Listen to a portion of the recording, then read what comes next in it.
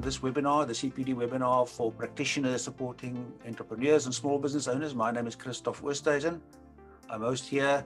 Apologies from our regular host, Rebecca, who's recovering from COVID while she is visiting Germany. So that's quite an experience for her, but we wish her well. And I've got in the room with me Bonnie Kelwa from SEDA, Derek Nzavi from Ibasa, as well as our special guest here, Koenie Slabbert. He's also from SEDA, and he'll be enlightening us on this topic, how to create and maintain trust with your small business advisory clients. So as practitioners supporting entrepreneurs, we have that relationship, and ideally it's a trust relationship so that we can support our customers to the best. Koenie, if you can switch on your camera.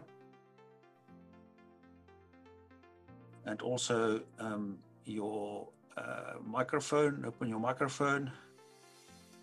Then we'll welcome you to this event. You've been here with us before, Koenie, so you're kind of like an old hand. Yes. Thank you very much, Derek, and good morning to everyone on the platform. Yeah, so Koenie, as we start off, I'll hand over to you just now to maybe give us an introduction, and then we can have a more general discussion and get input from people in the room too, because we all have experiences in this field that we can share and learn from. But let's just look at the poll results first, and you can comment about it too. So the one scoring the most there is that we always are contactable and approachable. So 80% of the people that have voted are saying that's one of the ways that we make sure that we build trust with our clients.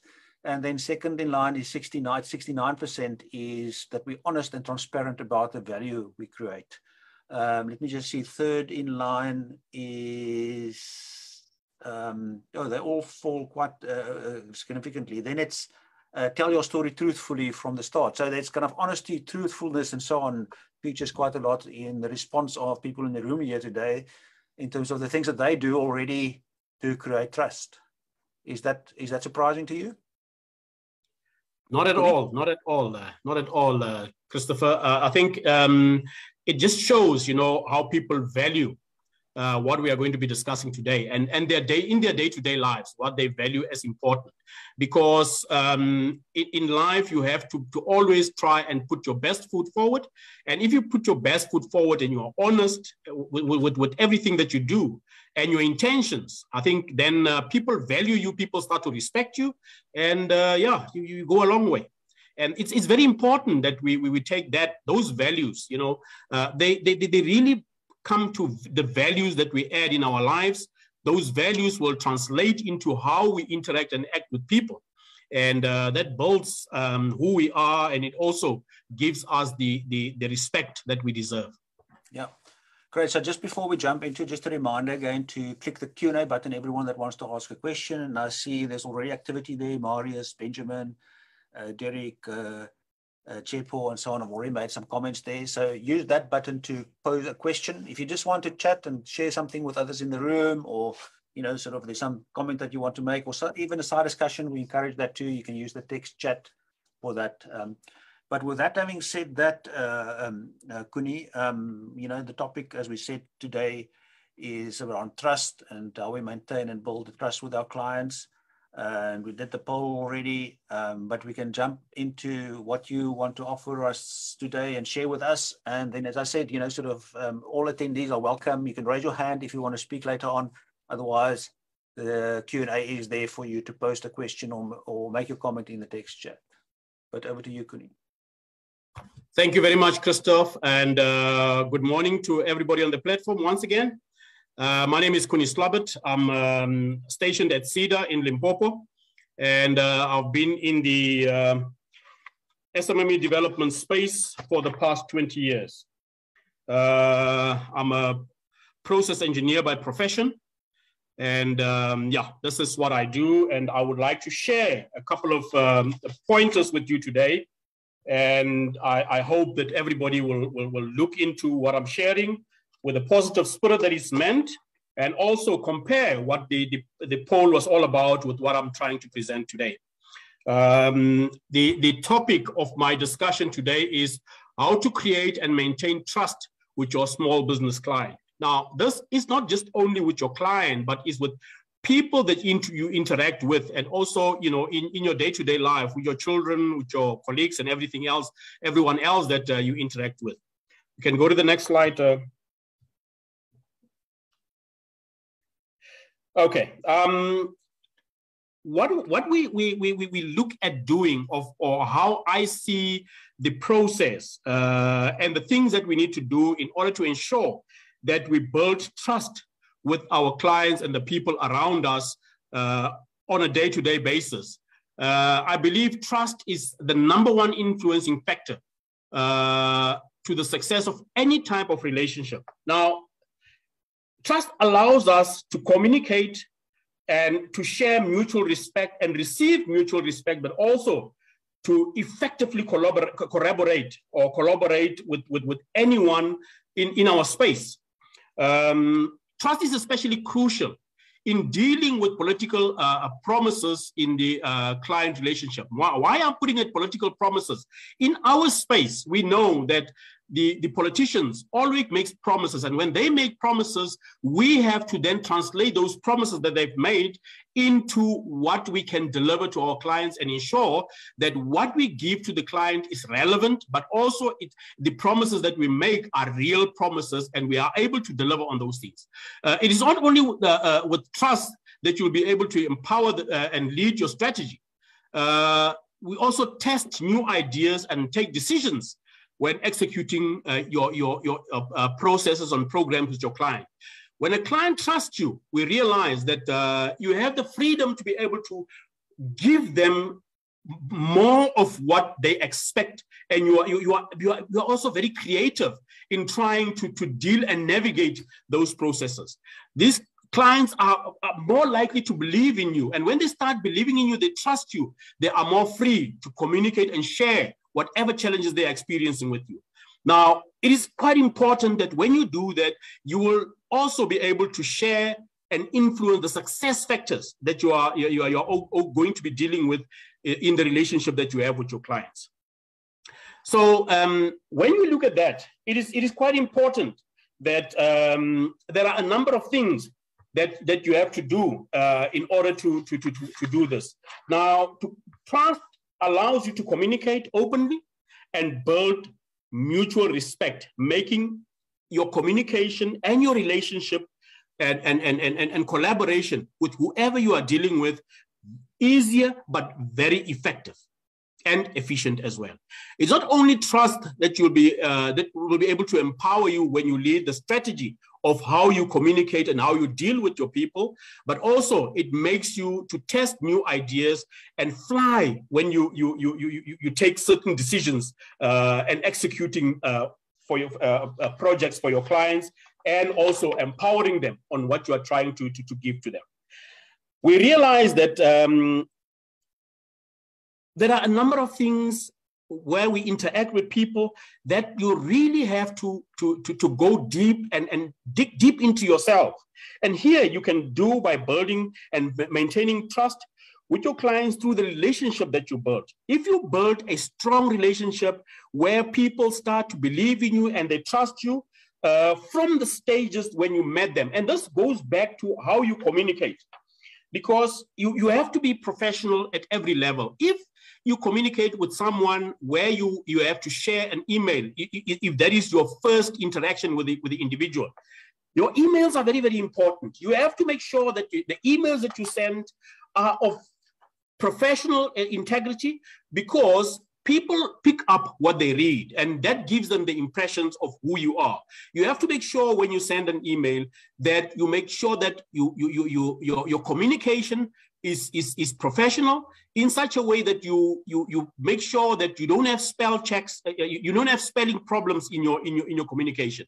Your sentences are clear. Don't use exclamation marks where you don't need to use exclamation marks, because exclamation marks gives a different impact of when you deal with people. So it is quite important that how you send your email, you present that professional and a trust to build that relationship with your client. It doesn't mean that you have to be formal all the time. You don't have to be formal, but you have to, your email has to be of such a nature that it is, you are able to relate to the client in that moment in a way that they will be able to understand you, but most of all, they will be able to share your enthusiasm and also understand the direction that you are going into.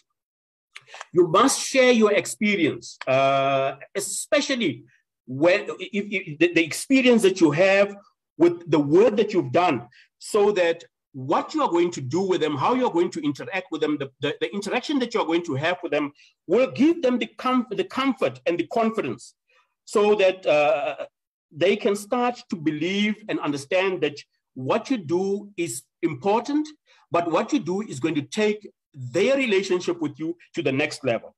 It is also important to show the type of quality of work that you do, because that in that way, people will start to feel more freely.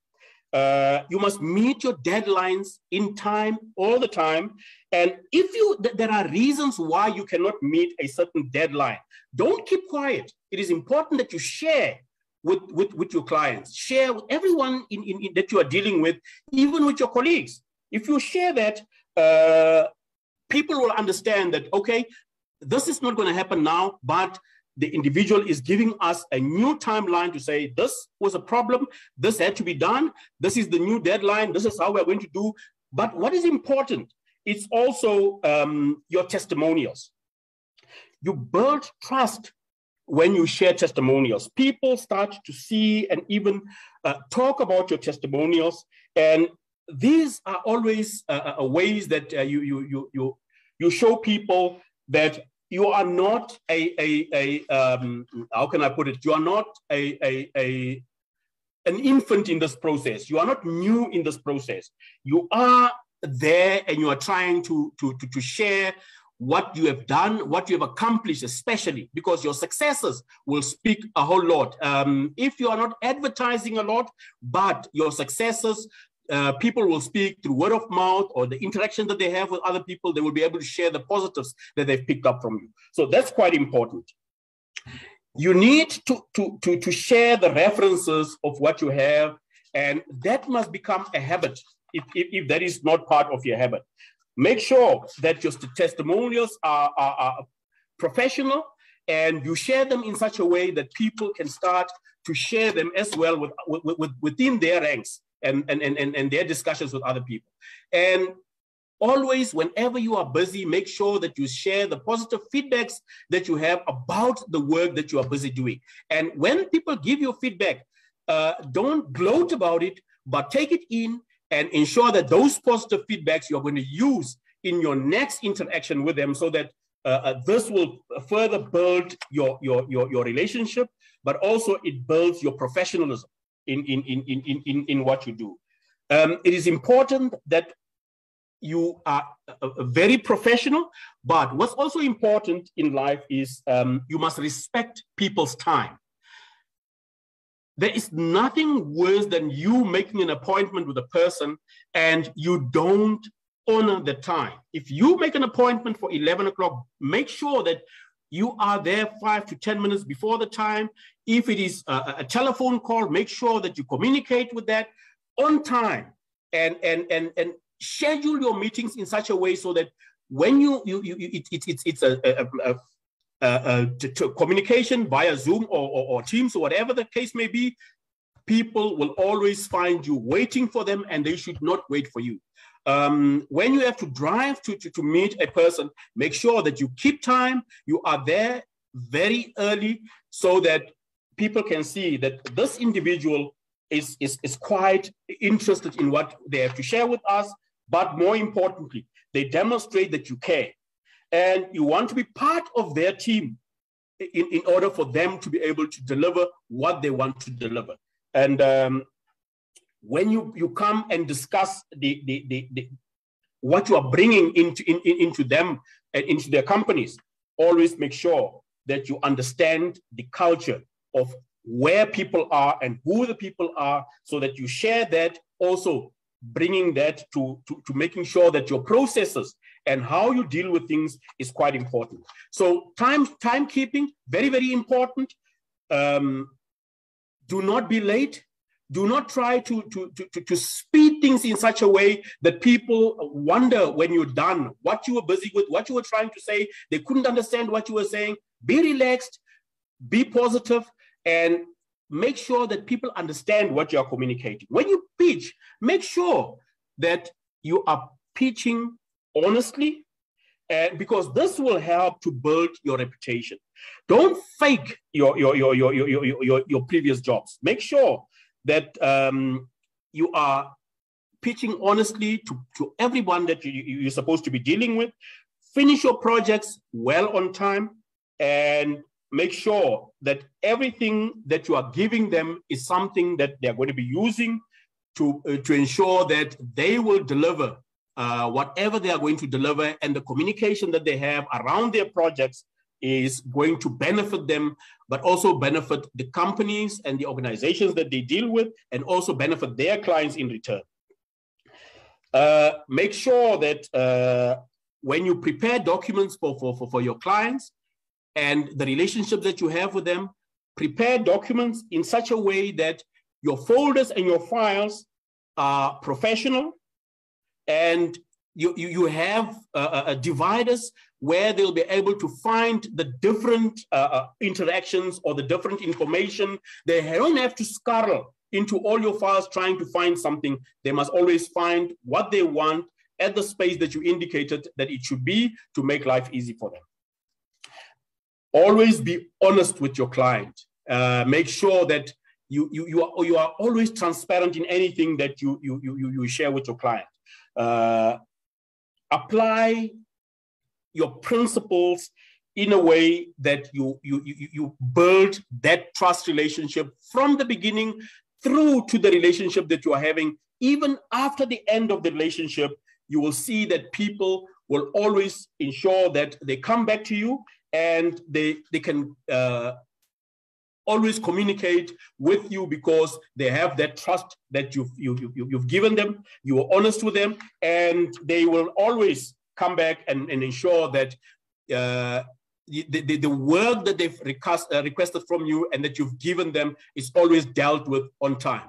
If there are any issues, make sure that on your communication, you share, not only share, but also make sure that if it is possible, make sure that you burn the midnight oil so that the next day when you meet with your client, you are well prepared, you are relaxed, and you are able to share the information that you are sharing with them, and indicate to them where you believe that the area that they are going into has got some challenges. Make sure that you are sharing those, you are honest with them, and don't hide anything. If you start to hide things from your clients, then you have a problem.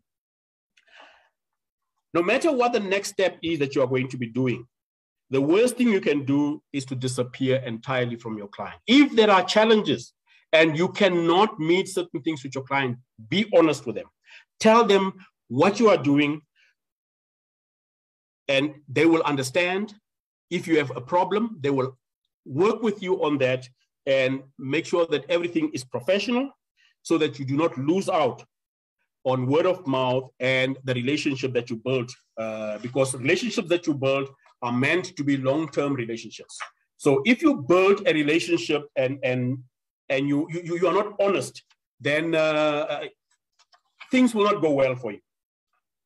When you have a deadline, as I said, timekeeping is quite important. When you have deadlines, make sure that you maintain that trust with your clients to consistently meet the deadlines, and the quality of your work that you do must be of the highest standard.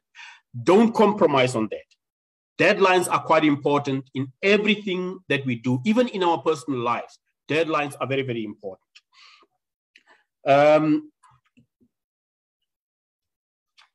is a science, an importance behind what you do and what you achieve when you put a deadline or a timeline on what you're going to be doing and how you're going to be achieving that. Make sure that you do not miss your deadlines. And in most cases, when deadlines, you see that you're not going to meet your deadline, make sure that you push the deadline forward so that you are able to meet whatever discussions you have. People will understand. You don't have to agree to everything that people want you to do. If something is not possible, make them understand that this is not possible. Remember, you cannot solve everybody's problem, but there are problems where you have to share, and you also have to make sure that in that process, you give your client a responsibility to deal with some of the things that they have to deal with. In that way, you do not have everything on your shoulders, and at the end of the which is going to make it difficult for you to meet your deadlines. Make sure that you work hand in hand with your client. You give them responsibilities that they have to deal with, so that you deal with the things that you can deal with, and make sure that you deliver your tasks at the time that you are expected to deliver, and make sure that you'll be able to compromise. You won't be able to compromise on the dates and the work that you are doing. That's it. That's quite important. You need to be able to communicate very, very effectively. Communication is very important, and we do not always put a huge emphasis on communication. And if you communicate with people and indicate to them that you cannot meet your deadline because of certain reasons, people are soon going to understand, because they know that things happen, and there are things that come that happen into your life, into your day-to-day life, and even in a professional environment. Don't hold back. Let them know what the challenges are that you are experiencing, why you could not meet a deadline, why you have to do a certain thing, why you have to be somewhere at a certain time. There are many things and many reasons why you will not be able to meet with them on a specific date. Always make sure that you communicate on this. This will lessen the chances of them being upset with you and them severing relationship with you. But they will always have that belief and trust in you, so that you are then able to build further onto that relationship. Effective communication goes beyond just the pitching and communication of deadlines, but it's part of the relationship that you are building with your client. It depends on what type of process you and your client have set up. Make sure that you deliver on your processes. If it's something that you have to deliver on a weekly basis or on a fortnightly basis, make sure you deliver. Do checks, a recap on what it is that you are doing. What is it that you expect your client to deliver or to do for them in order for you to be able to meet and deliver on what your responsibility is. Make sure that you do not have any slowdowns in that process, and do follow-ups. Send emails if need be. If there is an agreement that you can communicate via WhatsApp, do that. Although I know that in most cases, some people do not want to be communicated through via WhatsApp, but it's important that you do that and ensure that that communication is there, the trust relationship is there, and you go the extra mile to deliver on what it is that you are going to deliver. So if you can afford to spend extra time, even if it's your personal time, and you're not going to bill your client on that, by digging deeper into what you do that.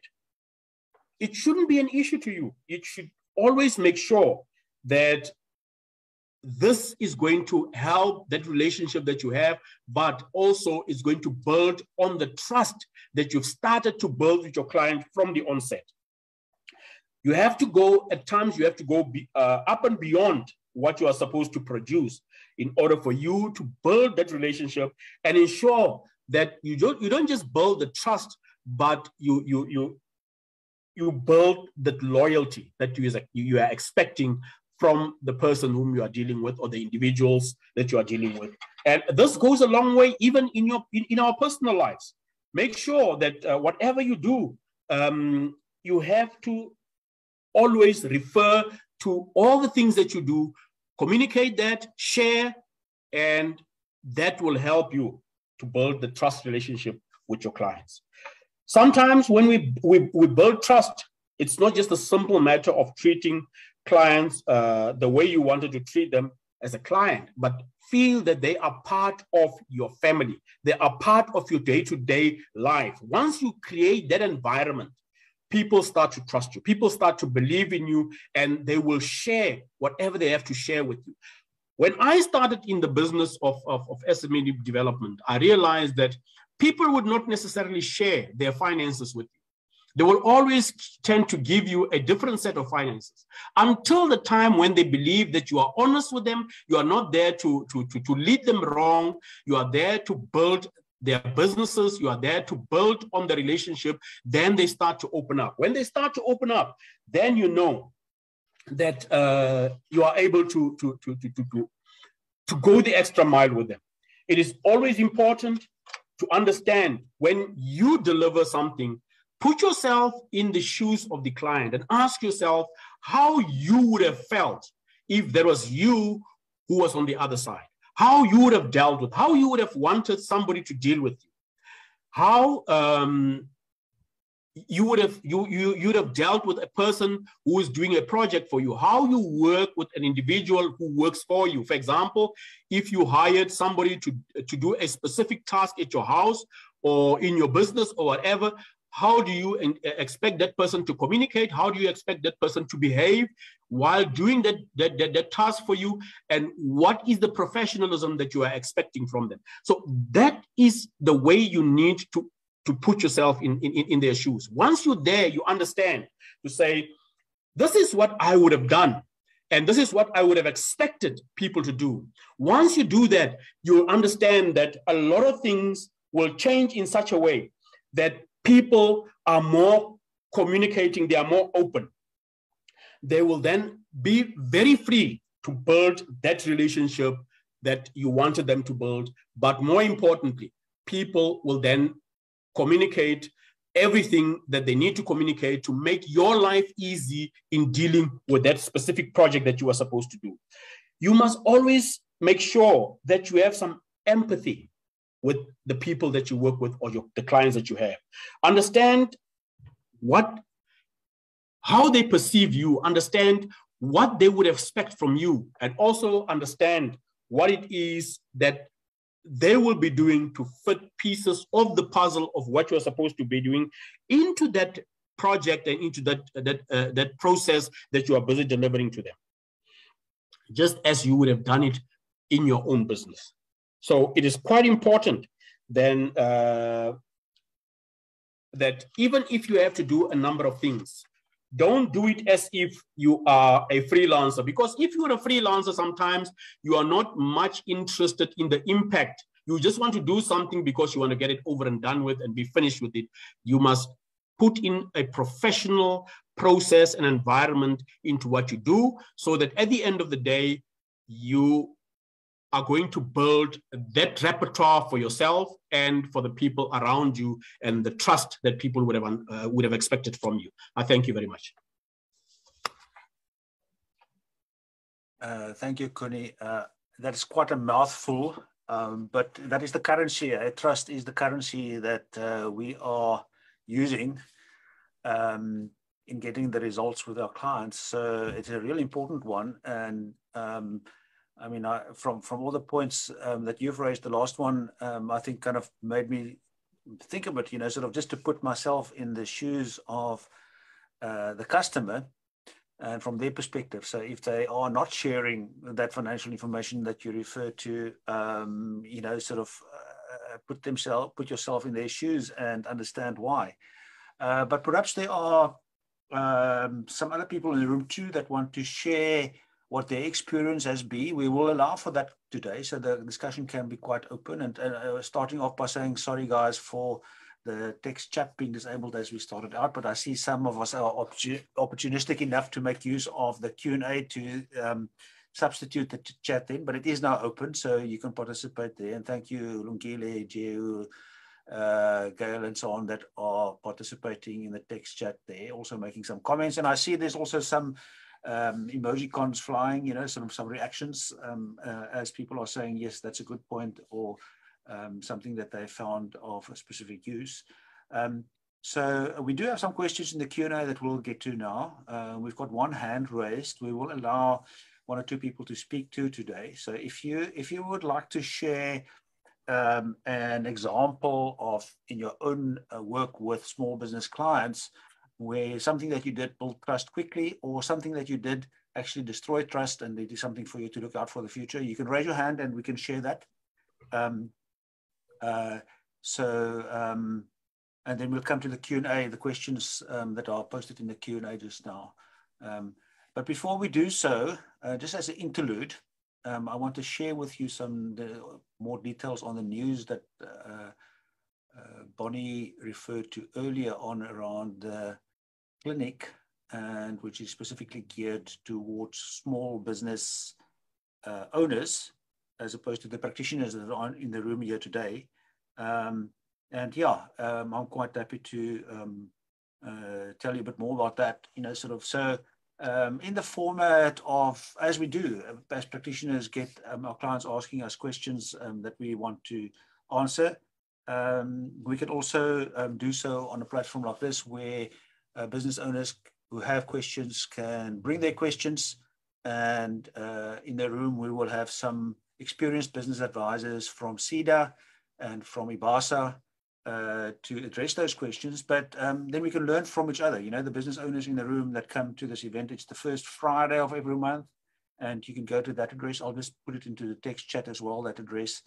So the idea here is not necessarily for us as practitioners to make use of this opportunity, but for us to refer the small businesses in our network to attend and to learn from the questions and answers that are being shared on each first Friday. It's also at 11:30 in the morning for an hour that will have the live business owner clinic happening. You can scan that code if you have your phone ready to scan to get to the website. Otherwise, go to bizclinic.co.za, and there's a place there to register to be notified when the next event is happening.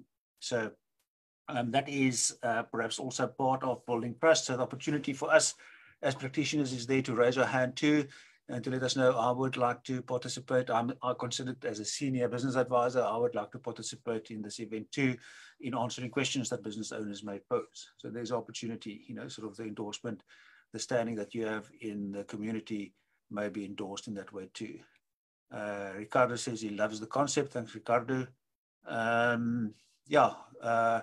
Separate the practitioners from the business owners so that we can focus on the things that are most important for us. And here we are now as practitioners talking about how we build trust. So let's see. Now everyone's dropped their hands that have had their hands raised. I was hoping to ask someone to share with us now. So if you would like to share, Arnell, Aubrey, you know, there's lots of familiar names in the room here today.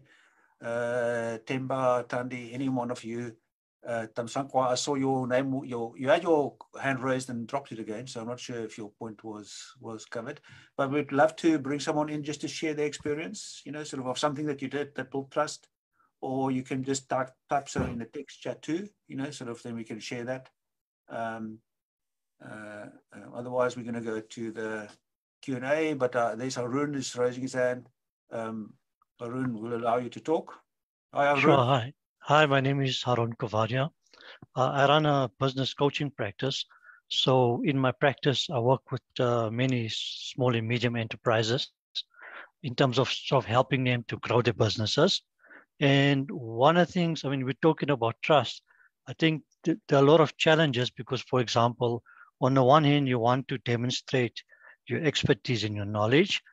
On the other hand, especially if you're new, it's very difficult to do so, right? So if you're a startup, for example, and you don't have credible clients, it's very difficult to actually demonstrate that here's a customer base that I have. But what I found really, really useful, especially with dealing with large companies, is just be honest, you know? So rather than fake it and lie about, because these things eventually catch up with you. So rather than lie and tell stories around, you know, I've got X amounts of clients, be honest about where you are and rather actually focus on your capabilities that you bring to the table. So demonstrate the skills and the capabilities that you have. So Arun, thank you for that. If I hear you right, you're saying also for if you are working with larger businesses, perhaps those that are appointing you to work with their small suppliers, that the honesty, the trust is built through the honesty there. Exactly. Have you experienced that it worked for you? Always. I just think about when I started up my practice, in the beginning, trying to secure accounts with customers, working with small businesses, and even actually coaching some of the small businesses. I just found it. The problem with faking it is eventually your lies and your stories catch up with you, right?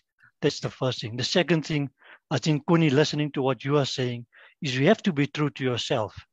Yes. You have to be honest about what you actually bring to the table, because you can't fake it all the time. And I find it certainly in the work that sort of like I do, I find that many people actually appreciate the honesty, especially if you can back up the honesty with the capability piece. That's very true. It's also very important, that if you can't do something, that you are honest with the people that interact with you, to say, look, I can't do this. I can perhaps find someone who can do it, but this is not my expertise. Once you build that relationship with people, they will know to say, okay, I can go to Harold and he will be able to refer me to someone who knows what they are doing, because this is not his field of expertise, but he can help me with this and this and that. Always be honest. That builds so much credibility, you can't believe it. And also, what I've learned over the years is people sometimes do not pay much attention to timekeeping. Timekeeping is very, very, very important. I always say time is money. If you have an appointment with someone, you must consider that person could have been doing something else. They could have been somewhere else, doing something more important than what the type of relationship or appointment that you have with them. So it is always important to make sure that you keep time, you are there on time, so that you can also not drag on for too long, because you yourself have got other things, more important things that you have to do. Apart from what you are currently doing at that point in time. Maybe you've got a deadline to meet somewhere else and you are delaying it because in the first appointment that you have, you were late for that appointment. You have to spend more time there and you are late then for the next appointment. So I think it's something that's quite important, is to keep time all the time and also build that trust. Trust is very important. Yeah, indeed. So timekeeping, let's just talk about that for a moment, because that seems to be a theme that doesn't only relate to ourselves, but also to our clients, So, Koenie, what would your advice be if we are consistently, because we get as people that are maybe pressed for time and we've got more than one appointment coming up and so on, that the issue of our clients being on time, how do we, when that's a consistent issue for us, so how do we not break the trust that there is if our clients are battling with timekeeping? Christoph, I always tell people that a lot of people, I had a meeting on Monday with some ladies, and we were supposed to start with our session at 9 o'clock, and some of them rocked up at 9:30, the others at 10 o'clock. And I said to them, people, what you need to understand, if time is not important to you, time is important to me. If you can't make it on time, just let me know, because then I know where to go, how to do things, because I've got other things to do. I can already start with working with some of the people who are here, so that because they've got also other important appointments. They had to reschedule their appointments to be here, but then you decide it's not important enough for you to be there on time. Time is money. If you are not on time, which means you don't respect me and you don't respect yourself. If you respect yourself enough, you will be on time for everything that you do. So time is important. If you feel that you can't make it, rather let me know so that we can reschedule. Don't come half an hour late or an hour late. What do you expect me to wait for you and stop doing what I'm doing? That cannot happen. So it is important to emphasize to people that they must know that time is money, time is important, and it's all about respect for the next person and respect for yourself. Yeah, indeed. Chepo, so you've got a similar experience, or is there something else you would like to talk about? Similar experience, but okay. Hello, everyone. Sorry for not greeting. With trust, what I've also noticed is these are small businesses. Unfortunately, we cannot expect them to have the same professional conduct. We're advisors. We've probably worked in the private sector. We've worked in professional setups. There are businesses who come with very credible ideas, but the further along you go into the advisory process, the more you realize there's also a level of education that you have to instill in them. Issues around discipline, issues around money. Just the previous gentleman was talking about they're always late. But what I've noticed is if you're a bit too harsh on them, they might not come back. So it also goes to the last part where you're talking, there has to be a lot of social empathy. But at the same time, unfortunately, we don't want to be. But because I come from the banking environment, in the banking environment, we're always taught that a large part of it goes to educating the client. So most of the time, unfortunately, that is, I don't know about the other guys, but that's where the largest wastage of time is in trying to just instill that level of knowledge in terms of every single thing you do in a business has an impact. Some people, for example, there was one lady who wants to open a gardening service. And I was like, okay, what about pool services? What about occupational health and safety issues? Blah, blah, blah, stuff like that. And she stuck with me because everyone else was just like, you know, I'm going to put you a logo, I'm going to show you where to get all these equipments and all of that stuff. But if you're able to just sit down with them, not scare them, but educate them, like I think that journey with the client also tends to help sometimes. Yeah, so I don't know.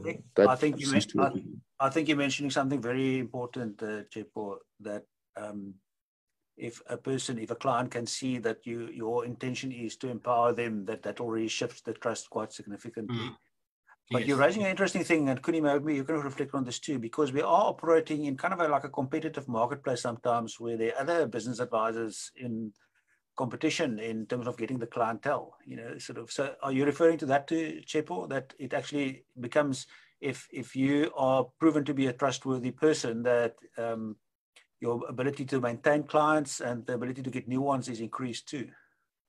Yeah, definitely. Because as I said, I'm not speaking bad about other advisors or other processes. Some people make it look too easy. You understand? Yeah. And you want a client to already go into a business understanding that there will be highs and lows, but we're going to get you through this. There are those who just tell you the biggest dream ever, you're paying, and then boom, all of a sudden you realize that, yo, this is not sustainable, you understand? And the advisor by then, it's already gone because they were just there for the initial phase. I think what I can add to that, Christopher, is we need to understand as practitioners that business advisory services is not really linear. We always treat it as a linear process. It's kinetic. You know, it's interrelated. The relationship that you build with a client, you need to make sure that you add value. As Tsepo was saying now, it's a journey. Now, within that journey, you must make sure that your discussions and the relationship that you are building is not just built on trust, but it's built on a common value proposition and a strategy that will help the individual. Because people come to us looking for solutions because they are only thinking, or they are only looking at a linear process. You know, they think if I do this business, like Tsepo was saying now, somebody that come to say, I want to start a grass cutting business. He asks all the relevant questions to say, have you thought about this? Have you thought about that? Have you thought about expanding your business to this type? Because these are the pros and cons in this business that you are looking at. Now, if you just go and you give that individual the promotional material and that's it, you are actually increasing that person's failure rate very faster, because that person will reach a process where they will have maybe so many clients that they cannot deal with them at that point in time. They're not prepared for that. You need to make sure that you prepare them properly. It builds that relationship, as I was mentioning in my presentation. The relationship is not just a hit and run, but you should try to ensure that you build a lasting relationship where you create a win-win situation for yourself as the advisor or practitioner, and for the client as well. Yeah. So I see Chepo in the Q&A, he commented that Chepo, so you can still speak. You spoke about the cynicism in the marketplace, that maybe business advisor is not going to be able to help you, and that offering services for free is perhaps not an option for you. So how do you go about in creating that relationship then, sort of to overcome that cynicism when you engage with a new client? It's very hard. You know what? Once a client has actually realized the value, that's where you can always come back to them to say that, okay, brother, don't do this. Okay, I'm not going to, maybe I might sound like another bad person to the other advisors. Let me give a practical example. There's a client I was helping with a business. This advisor basically told him that I'm going to help you with your business from A to Z. All of a sudden, after the business is set up and the requirements, hey, we need a POPI system, POPIA, all the issues around HR, all the amendments and stuff like that. He's just basically quoting the client for everything else. But the original scope of the agreement was that I would help you. So unfortunately, sometimes you kind of have to be the devil's advocate and go to the client and say that, okay, I'm going to show you that your assessment of that value can actually be reinterpreted. Here's a platform. Like when it comes to education, for example, I just told him, here's a platform. You can actually get these templates, do them yourselves, instead of having to pay 4,500 and stuff like that. Or you can get an advisor who I will do it for you for the first month free. I have an entire ecosystem of lawyers, practitioners and whatnot. I will draft something for you via whether you want to do it yourself or I should do it for you. And once you've realized that it passes all the checks to the Department of Labor, then we can talk about the fact that you saved 15,000. Instead of asking for that 15, maybe you can give me 3, maybe you can give me 4, or whatever the circumstances will be at that point. Yeah. But what I've noticed is the cynicism comes from the fact that you basically showed this client that not all business advisors work like XYZ person. That person basically tries to milk the client as much as possible. And unfortunately, Johannesburg, Cape Town, the Durbans do not have that because people are very competent. But in the smaller provinces, people would rather not deal with anyone who says they're a freelancer and advisor based on that. They milk you, and then one day you're just sitting around. I see one paid 2,500 for a 3-page business plan. No financials, no feasibility, no nothing. I was like, how does this happen? You understand? So it took me a while. Sorry. You may not like to give free advice to your small business clients, but Chepo, you just gave us some very powerful free advice for the rest of us in the room here. Yeah, very true, guys. I'll see who I bill.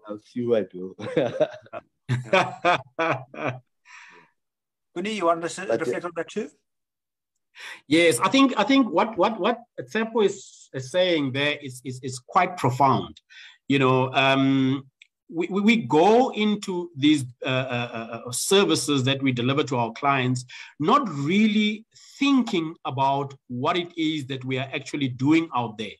And you have to take a step back and say, in this environment that I'm going into, that I'm working, what is it that I want to achieve? It's not about making money, but it's about, yes, you want to make money because you have to make a living. Let's be honest about it. But it's not all about making money. There's more to it than just making money. You have to make sure that at the end of the day, what you are sharing is relevant, it is building, and it is food for thought for the next person. But it's also important, as Sebo was saying, you know, sometimes giving free advice and free services, not always that potent. Because what I've realized is a person that does not commit financially to something don't value the advice and support that they get. Then if they contribute financially towards it, they start to value it. Otherwise, it's just like a young boy. If you give your young child a car as a present, he doesn't know how it is to pay for that car and maintain that car. You bought the car and you are maintaining the car for him.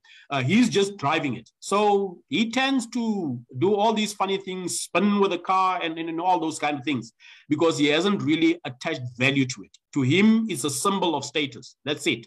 If he can share with his young group, you know, how he can spin the car around and play loud music, that's what it's all about that for him, and not really the value of what the present that you've bought him is all about. The same happens with our small businesses. People go into small businesses sometimes not because that's what they need, but because that's what they want. And that's where we need to make the distinction. The wants and the needs. The wants are there because people feel that they need to put food on the table, and that's it. They're not committed to what it is that they need to do. So if they need something, then you see the commitment. Then you can make the distinction between the real entrepreneur and the fly by night, if I may put it lightly like that.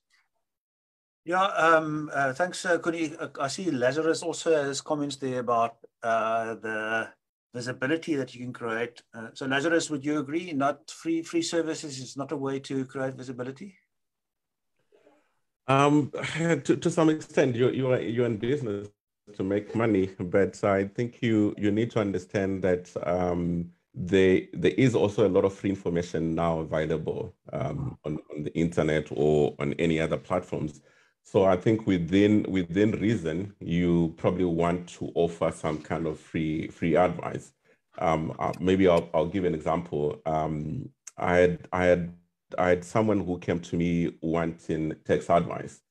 No, it wasn't tax advice. Someone inboxed me on Twitter and they said, "Can you help me with my business? I want to figure out how I can market my business. How much are you going to charge me? I don't have money." I said, "Okay, fine. I'll give you 15 minutes of my time. If I cannot help you within this 15 minutes, then we can possibly then talk about how much I can charge you." I think another very important thing for me, especially when I was starting in terms of creating credibility, was that I made sure I collected reviews from people that I was doing work for. And some of these reviews are put on Hello Peter, some of the reviews are put on Google, some of the reviews are put on my internal processes. So when I send, say for example, a quotation, you see reviews from various people that say, "Well, we've worked with this person in the past and this is what our experience was." I did this because I realized that before people buy from you or before they can interact with you, they would have done some background checks on your business or on you as a person. And some of them would have even gone as far as calling some of those people that you put there as reviews. So imagine if you put unreal people there as reviews, then it's not going to work for you. Yeah, no, indeed. Get some other people to say how great you are, then it's much more believable. And in that way, you can build the trust from early on.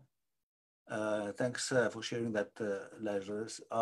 You make me remind, when I was setting up this morning for this event, someone called and said, "I need advice," luckily I could say, "I'm busy setting up, I need to say goodbye soon." But there are ways I find, if I think about it now, that you can make that point very clear without being too crude about it. Because what I said is, this and that, you may think of this and that and so on, but sorry, I need to go now. Let's, if you really need more support, then we can find time in my diary for doing so. So, I think you got the point there too. So, Koenie, you must interject. Otherwise, we can go to Virgil, because Virgil has also been commenting about this thing about creating value. And you mentioned that earlier on, Koenie, in your presentation too, that that a lot of trust is built by offering value. Virgil, do you want to comment about that? And then Koenie, you can come in too. Okay. Start Virgil, you need to unmute to be able to speak.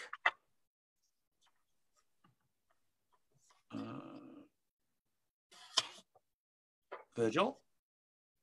Okay. There you yes. are. We can hear you now. Hear me? Yeah.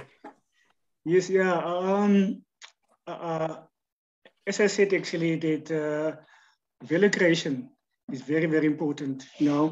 If you go to a client, for example, a client actually would like to raise the funding in order to expand the business or to start a business, you have to help the client really to raise the money and to help the client and to finance the operations and the expansion. In that case, you help the client actually to create value. And if a client is happy about the value you have created, the client will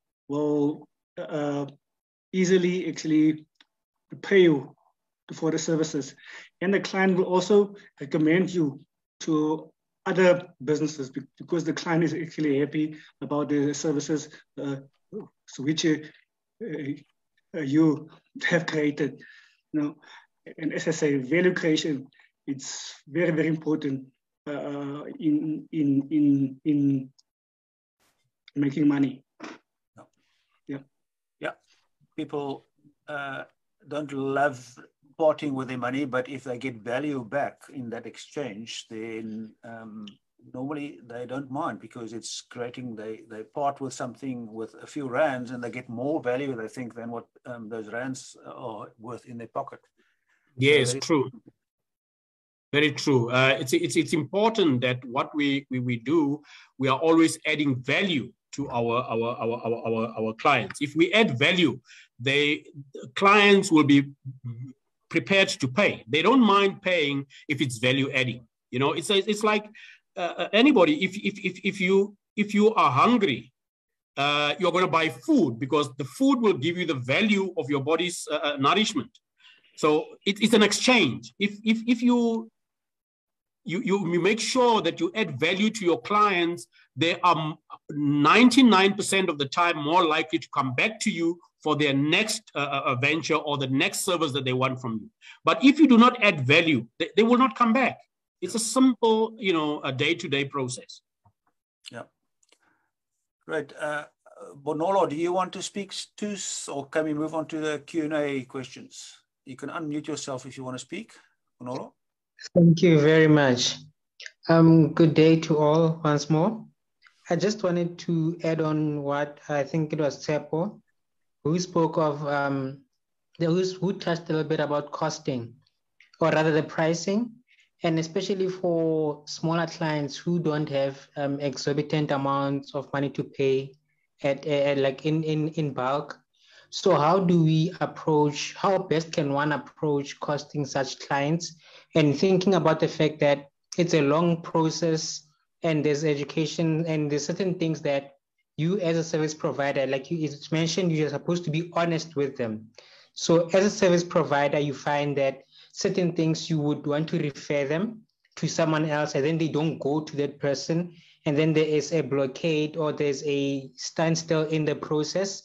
And that turns out to be a negative review if you evaluate yourself, because you didn't complete the process with the client, and then you end up losing the client. So how do we juggle this thing of having to educate the client, talking about whatever it is that you don't know, if you're not an expert in that specific portion, and then it's mentioned that you can say, can we take a longer period on working on this thing? But at this end, then all of that converging into that thing whereby now you end up not solving the program that the client needs. So how does one juggle around these things to ensure that at the end of the day, the client comes out happy, and at the end of the day, the advisory process has been complete? And then the second one is... Why don't you pause there, Bonolo? We'll come back to you now. Koenie, would you like to comment around that question? Yes, thanks, Christoph. I think what Bonolo needs to understand or know is that, within the ecosystem there are a number of role players that one can always depend on. For example, there are processes within the SEDA stable where we support small business development, and thereby we have subsidized projects that we undertake. So if for example, somebody is dealing with financial services, and your client wants let's say they want a cash register system or any financial system that they can implement in their business. If that client gets referred to SEDA, by the service provider, we do not necessarily have to go back and do an assessment as in the olden days, because within the ecosystem, as facilitators of the ecosystem, we are going to ensure that that client gets the service, and 99% of the time, because the client was referred by that specific service provider, that service provider will be the one that will be given the opportunity to implement that project at a subsidized rate from SEDA. So which means if the project, for whatever reason, maybe let's give us a simple figure. Let's say it was 50,000 and the client doesn't have the 50,000. SEDA will be subsidizing that project up to 95% of the project. So, you know, that alleviates the problem on the client side. So the service provider gets his money, and the client gets the service that he or she was expecting. So there are a number of role players in this, but it is important that we understand who are the different role players within the ecosystem, so that within the ecosystem there are a lot of touch points where service providers or any other role player knows to say, this is what we can do, and this is what the other someone else can do, and these are the people within the environment who do certain things, and this can be subsidized. Yeah. Indeed, Bonolo, we haven't forgotten about your second point you want to make. I just want to note that Derek and Bonnie is with us too, and we'll come to some of the Q&A questions are relating to SEDA and IBASA specifically. I see some of them have been answered already in text format, so you can follow those answers too on the Q&A. If you're in the room, you can read the answers too. But we'll come to those just now. But before we do so, Bonolo, you had a second comment or question. I can't remember which was that. Yes, thank you very much for that response. It's actually beneficial. It's going to be of great use. The second one is that, especially for, say you are a service provider, but was not formalized, you were just doing it at a individualized, from an individualized perspective, or as a freelancer, as can be said, and then you do not have professional, like you want to attract clients. You mentioned using previous success stories.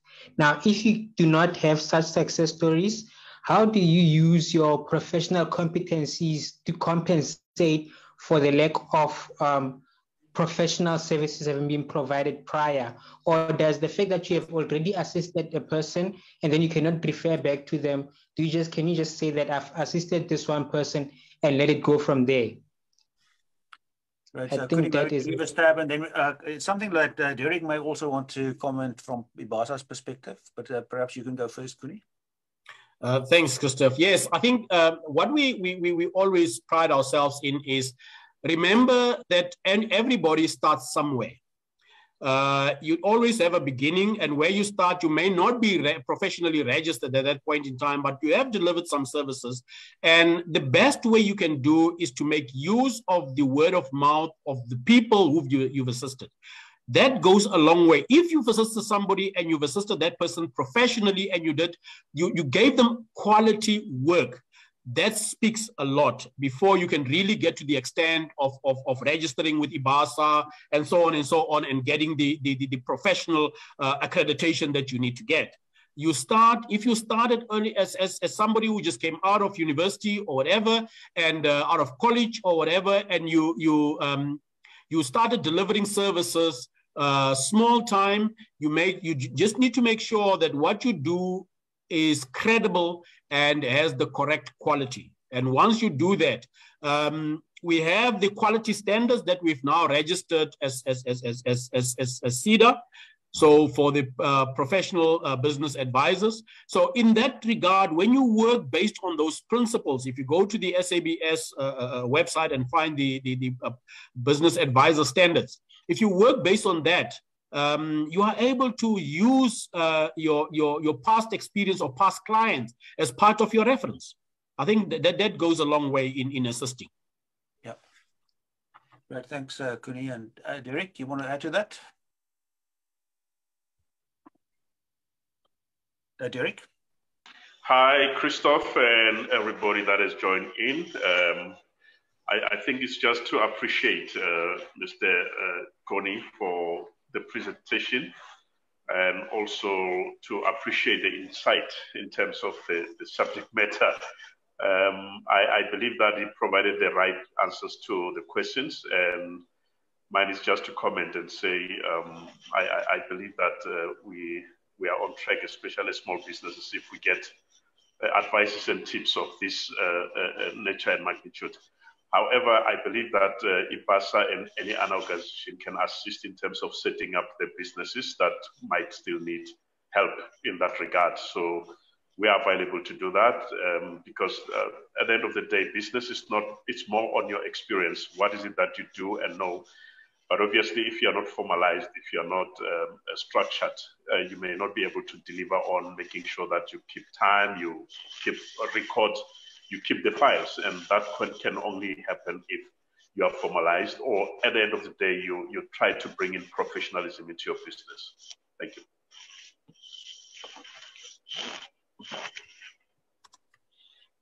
Muted myself there. Derek, while we have you on the microphone, there was also a question around from Davison around he says, as a CBA with IBASA, how do we get our CPD for attending these webinars? Yes, Christoph, what we are doing as IBASA, or what we've done already, is that for these webinars, we make sure that you have to submit, or we assist you in terms of working towards your CPD. We were looking at using the platform, especially our website, but now we have to do it manually, especially for every members, because we have the email addresses and all that. So for now, what we can do is that if there's a request for that, then you can send it to us, and then we'll just issue you a letter or a proof that you did attend the webinar, so that you can be able to present. But also that is going to work towards your, especially with IBASA, we are working on making sure that for all the new members or the members of IBASA, when we do the new renewals of our membership, CPD will become very critical. So it's important to attend sessions, seminars, and webinars like this, and especially the Biz Clinic also as it's coming. So it's very important, and then we are able to assist you. You just send an email to MD@IBASA or the info@IBASA, and then we'll be able to attend to that. Thank you. Thanks, Derek. So also to remember, you'll get an email from Zoom after this event, a day or two after the event, that confirms your attendance. And if you print that out or make a PDF of that, it is also proof that you've attended. The registration details are kept for a while to confirm that too, but you can print that out as proof of having attended. Great. Yeah, and of course, the professionalization of our industry is a key one. So hopefully the clinic, the Biz Clinic, if we refer people there, they will get used to getting business advice and see that it's useful. And in that way, we reinforce the use, the value that we can create as a profession. Bonnie, there was also a question directed at SEDA that I see you've started typing or answered mostly through the text, but maybe you want to comment about that too. I think it was from Davison as well. You just need to unmute, Bonnie. Is it about the standards? The facility. Or that, yeah. So if you can address that. The one that I've responded to. Yes, on my mail. Yeah. Yes, no. What I wanted to say is that we have branches in all the provinces. If you want to be assisted by SEDA, the first point of contact would be for you to go to your nearest branch. But again, if you feel that you're far from there or don't have contacts, you're more than allowed, allowed to talk to me. Give me your details. I'll give you the contact details of a branch that you can talk to.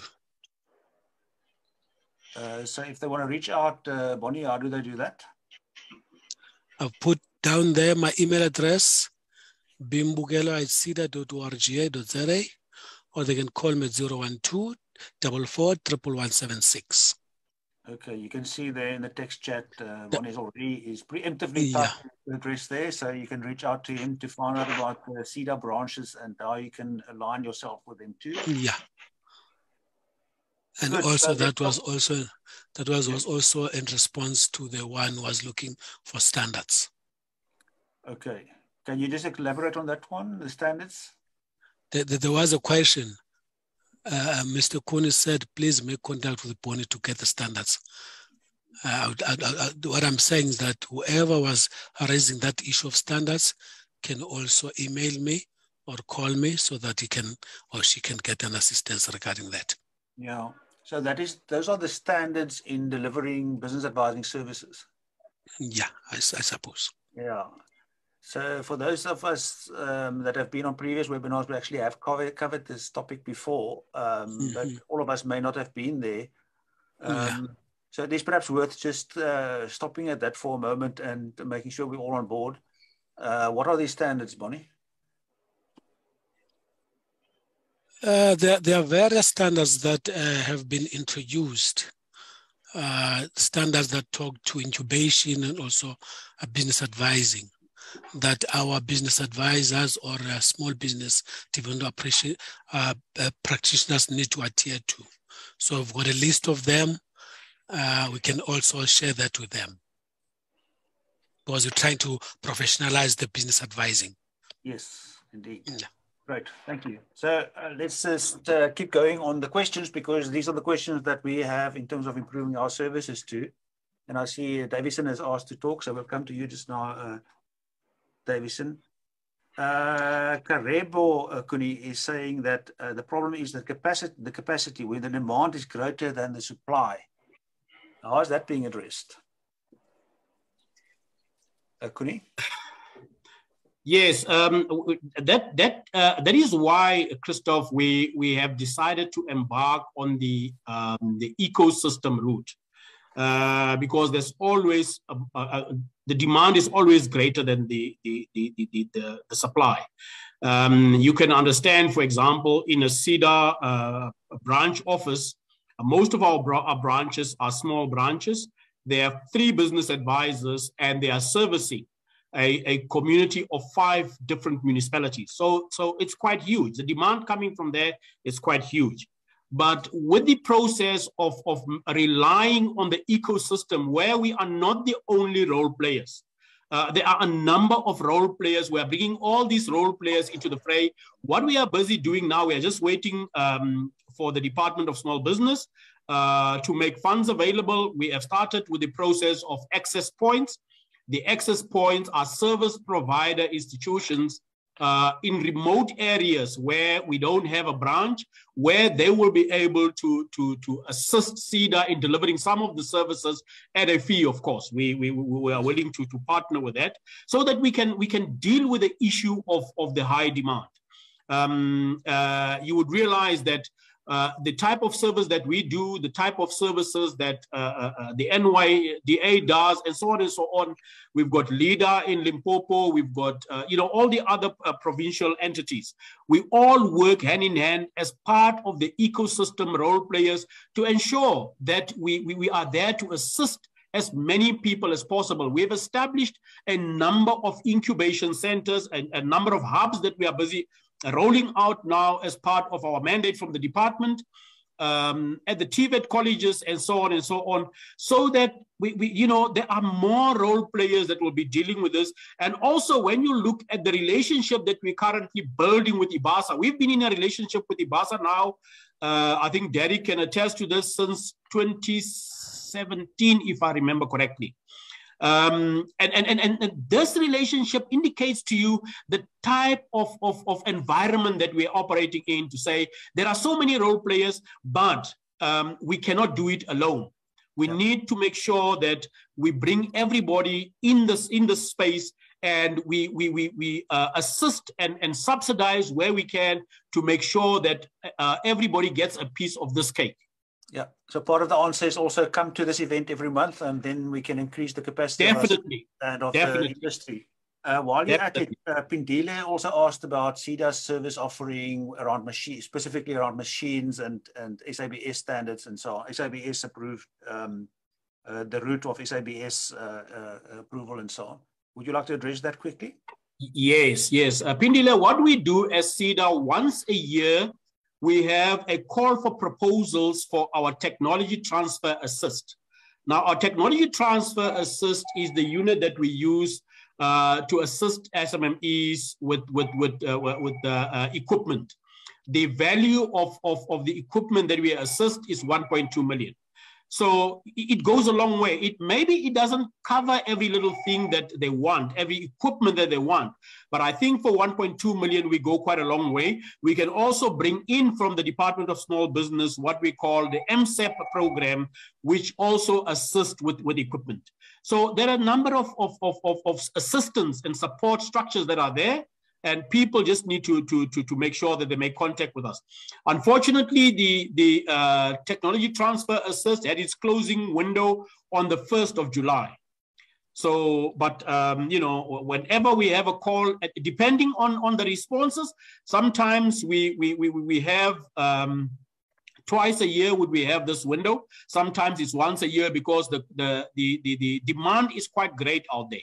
But we encourage people to come to us and come and request, because it's not just on the transfer, technology transfer assist that we give assistance, but we give assistance on a number of instances and equipment that people need.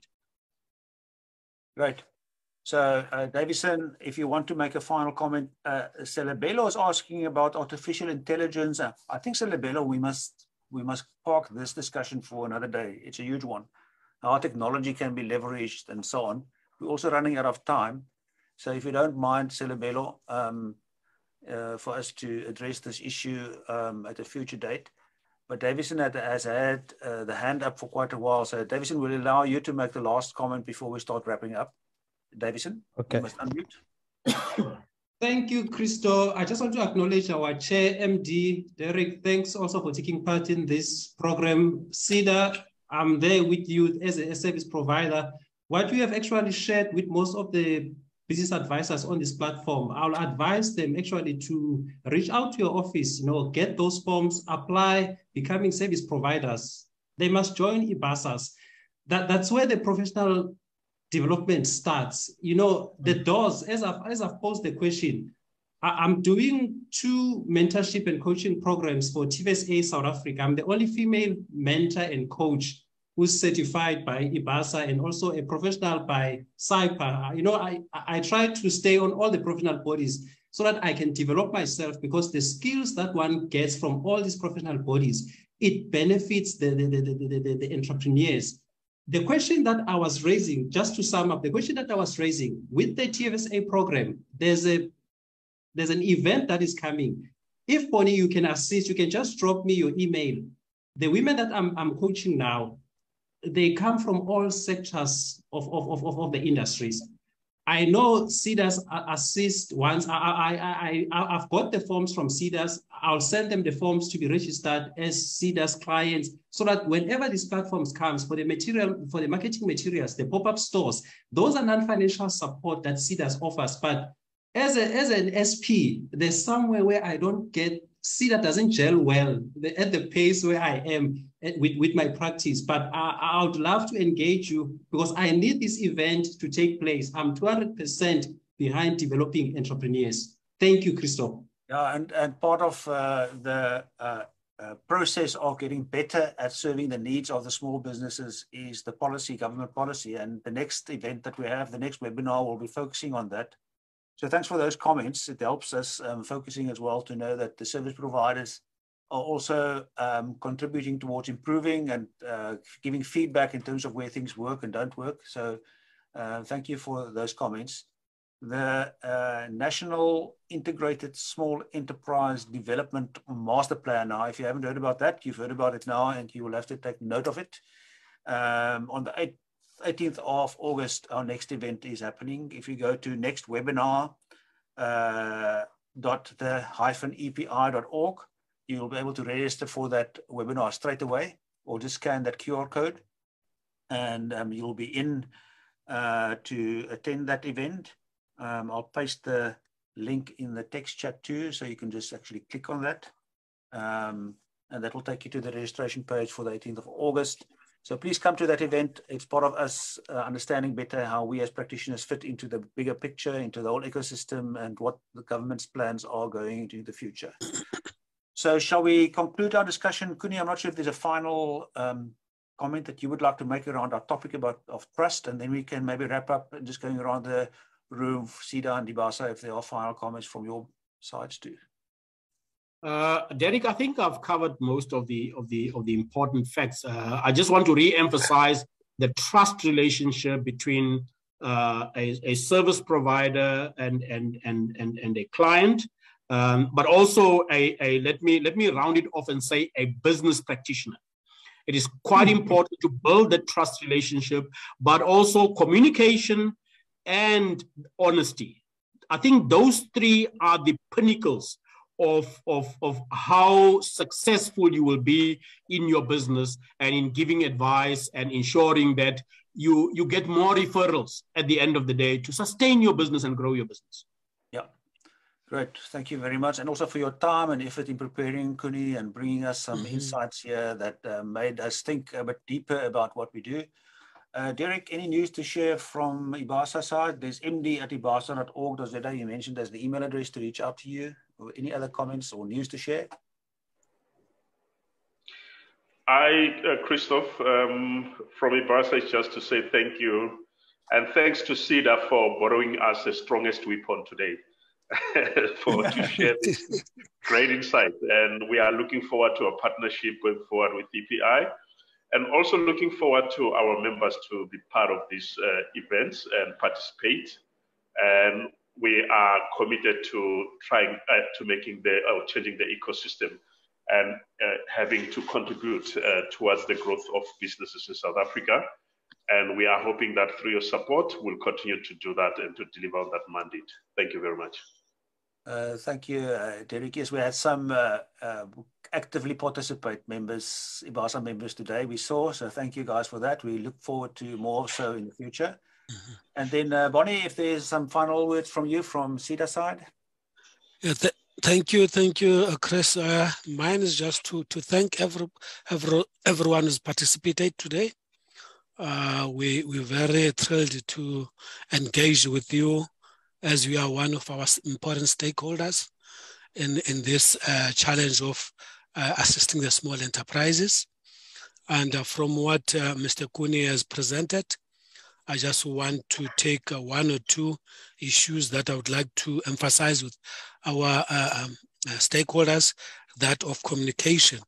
That guys, if we happen to get, a deal or a service that we have to render on our behalf, please stick to the deadlines. If you can't, the best and the least you could do is to communicate with us so that we understand your challenges, so that we could make some arrangements as to how to assist you or how to extend the deadline. And also the other thing is around the reference. We do a lot of work with some of you guys, and you don't request for those references after I've completed the training. And by the time you want it, you are under pressure and you don't have enough time. And sometimes you request that, and I might not be in the office, busy somewhere, and I can't respond to you. And in that way, you might lose out on another opportunity. So I'd advise that after having conducted some service for us, please request that we provide you the reference as early as possible so that you can have that. Thank you. Right, thank you very much, Bonnie, SEDA, IBASA. This is a great event for us as practitioners to be learning from each other and to learning from some experts. So if you've missed past events, you can go there. That's from the EPI side. You can go to the YouTube channel. I've pasted the link. You can search for Entrepreneurial Planning Institute on YouTube. There's a channel there. Or you can take the link that I've pasted into the text chat to get to the past events and this one too. And then on the IBASA website, there are also some blog posts and the video recordings also go onto the IBASA website, ibasa.org.za, and you'll be able to view past events as well as this one.